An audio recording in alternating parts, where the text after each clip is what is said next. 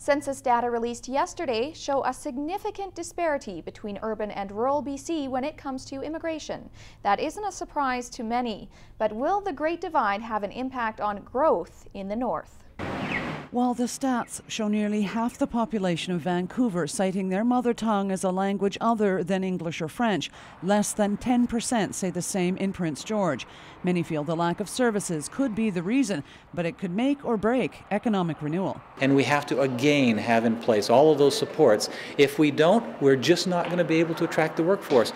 And you can look at several places across northern BC today that have jobs and they don't have people to fill them, because people know that they can go other places and have a broader range of services and supports for their families. Joan Hack is all too familiar with the services available to new Canadians as an English teacher at the Immigrant and Multicultural Services Society for more than a decade. We have a toll-free number here to Prince George, so they can also phone direct, and we do make trips maybe twice a year down to Williams Lake. So that's what we try to do to work around it, because I mean, I guess everybody should be eligible for services regardless of where they live, but I mean there is a reality of the dollars and cents of what it's going to cost. But that's the classic argument. If there are too few people, why provide the service? So these are classic policy chicken and egg problems. If you don't supply services, then new immigrants won't go to those places.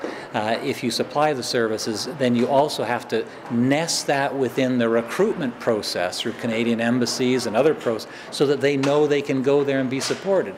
This is what Manitoba has done. Greg Halseth says government has been burying its head in the sand for too long, and we may be outdone by other provinces that are proactive in attracting immigrants with policies and services. I think the federal government is trying to, look for these people in other countries that have the skills right now.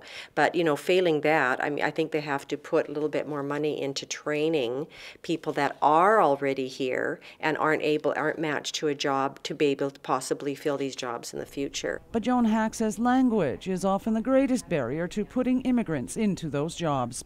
Cheryl Jan, CKPG News.